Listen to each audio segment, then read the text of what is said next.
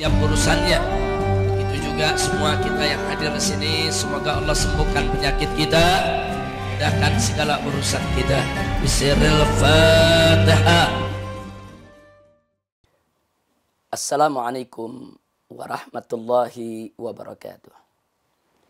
Bismillah walhamdulillah wassalatu wassalamu ala Rasulillah wa ala alihi wa sahbihi wa mawalah. Ikhwan wa akhwat, para pemirsa TV dan radio Rasil yang berbahagia. Alhamdulillah, pada pemaparan yang lalu kita telah sama mengetahui bahwa Al-Quranul Karim adalah al-mu'jizatul kubra bagi Nabi Muhammad SAW. Dan pada paparan yang lalu juga kita sudah sama membacakan firman Allah Subhanahu wa taala dalam surat Fussilat ayat 53. A'udzu billahi minasyaitonir rajim. Bismillahirrahmanirrahim. Sanurihim ayatina fil afaq wa fi anfusihim hatta yatabayyana lahum annahul haqq.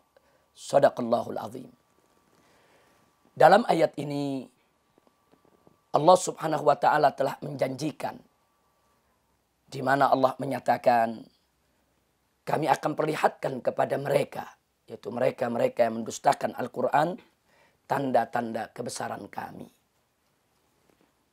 di seluruh ufuk alam semesta dan pada diri mereka sendiri, sehingga akan menjadi jelas bagi mereka, terbukti untuk mereka bahwasanya Al-Quran adalah suatu kebenaran, merupakan wahyu yang diwahyukan oleh Allah Subhanahu wa taala kepada Nabi Muhammad SAW. Ikhwan wa akhwat rahimakumullah. Ayat yang kita baca barusan itu juga menjadi motivator bagi para ulama-ulama pendahulu kita untuk mengungkap berbagai macam isyarat-isyarat Al-Quran tentang ilmu pengetahuan modern yang di kalangan ulama disebut sebagai mukjizat ilmiah Al-Quran. Mukjizat ilmiah Al-Quran adalah isyarat Al-Quran yang menunjukkan kepada fakta-fakta ilmiah, termasuk ilmu sains modern yang akan terungkap di kemudian hari. Nah, oleh karenanya isyarat-isyarat ilmiah Al-Quran semacam ini menjadi motivator, yaitu memberikan motivasi kepada para ulama pendahulu kita dulu untuk terus mencari apa yang telah diisyaratkan Al-Quranul Karim. Dan subhanallah, dari hasil keyakinan mereka kepada Al-Quran, dari hasil iman mereka kepada kitab suci Allah Subhanahu wa taala, dari kegigihan mereka yang didasari kepada iman dan takwa, akhirnya mereka berhasil menemukan, merintis, memelopori berbagai macam aneka disiplin ilmu pengetahuan modern. Subhanallah. Mari kita berkenalan dengan sebagian di antara mereka agar juga menjadi motivasi buat kita, agar kita bisa mencontoh tentang bagaimana cara mereka menggali segala informasi yang diberikan oleh Al-Quranul Karim. Karenanya kita akan sebutkan di sini para pemirsa, ikhwan, akhwat rahimakumullah, yaitu sejumlah nama-nama besar para ulama kaum muslimin yang telah menjadi pelopor, perintis, penemu daripada ilmu pengetahuan modern.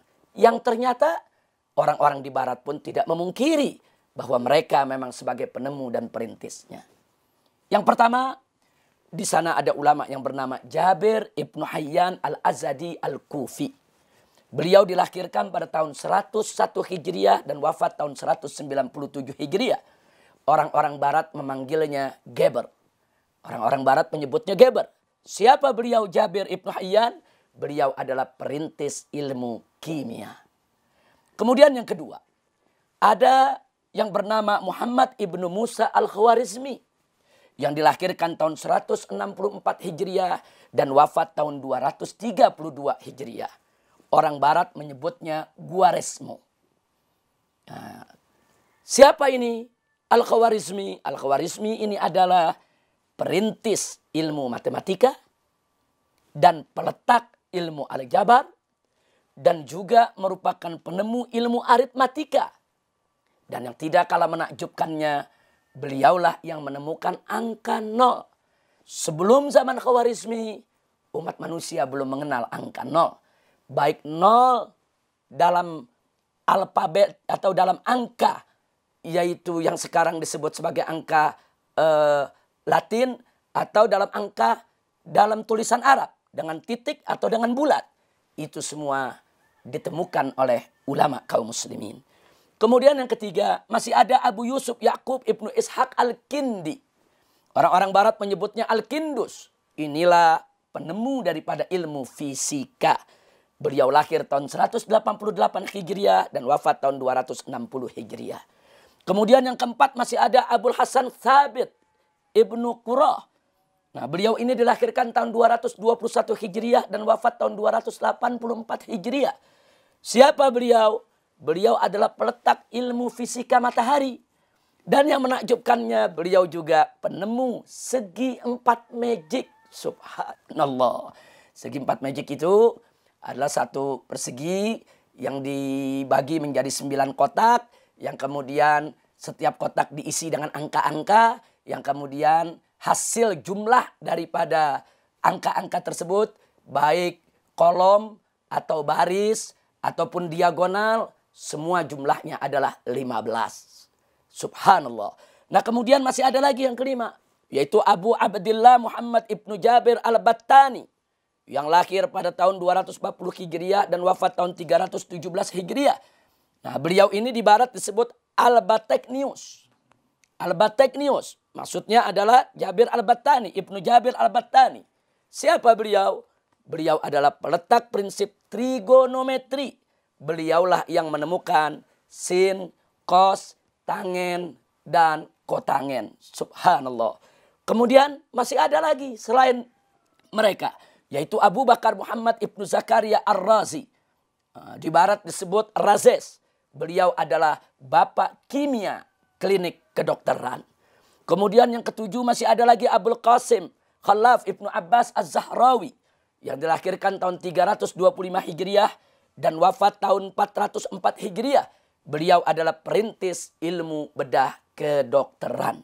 Kemudian masih ada yang kedelapan Abul Wafa Muhammad Ibnu Muhammad Al-Buzjani, yang dilahirkan tahun 328 Hijriah, wafat tahun 375 Hijriah. Inilah perintis geometri dan perumus kalkulus. Subhanallah. Kemudian masih ada yang kesembilan, Abu Ali Al-Hasan Ibnu Al-Haythami Al-Basri, yang lahir tahun 354 Hijriah dan wafat tahun 430 Hijriah. Di barat disebut Afenetan. Afenetan. Siapa beliau? Beliau inilah peletak dasar ilmu fisika optik dan penemu kamera. Subhanallah, ternyata kamera itu juga yang menemukan ulama kaum muslimin. Kemudian yang ke-10 masih ada Abu Raihan Muhammad Ibnu Ahmad Al-Biruni, yaitu yang lahir tahun 362 Hijriah dan wafat tahun 442 Hijriah. Di barat disebut Al-Boron. Nah, siapa beliau? Beliaulah peletak sains modern dan beliaulah penemu ilmu geografi. Dan menakjubkannya, beliau inilah yang menemukan garis lintang dan bujur. Sebagaimana kita ketahui bahwa lintang dan bujur itu sangat berperan dalam ilmu pelayaran, ilmu penerbangan. Bahkan juga GPS saat ini yang terkenal banyak dipakai orang, itu bergantung sekali kepada garis lintang dan bujur. Kemudian masih ada yang ke-11, yaitu Abu Ali Al-Husain Ibnu Abdullah Ibnu Sina. Di barat disebut Avicenna.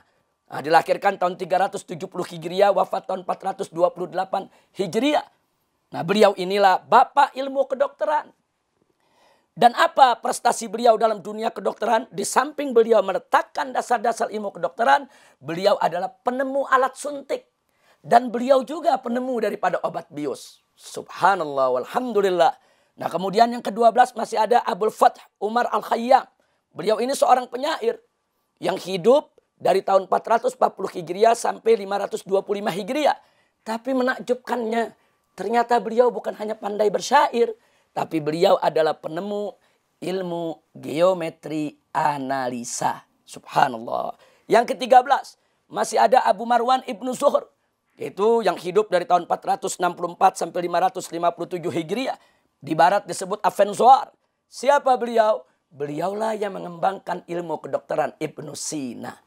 Yang akhirnya beliau inilah yang menjadi guru daripada dokter-dokter yang ada di seluruh dunia. Kemudian yang ke-14 masih ada Abdurrahman Ibnu Muhammad Ibnu Khaldun. Nah, ini Ibnu Khaldun ini ulama yang terkenal. Beliau ini lahir tahun 735 Hijriah. Beliau inilah peletak dasar sosiologi dalam politik dan filsafat. Saya tambahkan satu lagi yang terakhir. Yang ke-15, Ahmad Ibnu Majid An-Najdi. Yang lahir tahun 832 Hijriah dan meninggal tahun 933 Hijriah. Ternyata beliau inilah navigator penemu kompas modern. Ternyata Vasco da Gama ketika keliling-keliling dunia itu memiliki seorang navigator muslim yang berasal dari Afrika. Bernama Ahmad Ibnu Majid An-Najdi. Vasco da Gama tidak akan pernah sampai ke benua Amerika. Tak akan pernah sampai ke benua-benua lainnya tanpa navigator ulungnya. Yang tidak lain dan tidak bukan adalah Ahmad Ibnu Majid An-Najdi. Yang merupakan penemu daripada kompas modern. Subhanallah, walhamdulillah, wala ilaha illallah, wallahu akbar. Akhirnya, ikhwan, akhwat, para pemirsa radio maupun TV Rasil yang tercinta, sengaja kita sampaikan ke-15 nama tadi. Kalau kita mau sebutkan semua, tentu tidak cukup waktu yang singkat. Bahkan kalau kita mau tuliskan riwayat hidup mereka dengan semua penemuannya, yaitu akan menjadi buku yang berjilid-jilid. Paling tidak 15 nama kita sebutkan itu sudah cukup untuk mendorong rasa syukur kita kepada Allah Subhanahu wa taala dan harus menjadi pendorong juga bagi kita untuk meniru langkah mereka. Kenapa mereka bisa menjadi perintis? Kenapa mereka bisa menjadi penemu ilmu-ilmu pengetahuan modern? Karena mereka ikut Al-Quran, tunduk kepada Al-Quran, menggali Al-Quran dan termotivasi oleh Al-Quran. Mudah-mudahan ke depan dari kita semua ikhwan wa akhwat akan lahir penemu-penemu, perintis-perintis ilmu pengetahuan ke depan yang lebih canggih lagi dengan dimotivasi oleh ayat Al-Quranul Karim. Mudah-mudahan manfaat untuk kita semua. Akhirnya hadani Allah wa iyyakum ila siratihil mustaqim. Wassalamualaikum warahmatullahi wabarakatuh.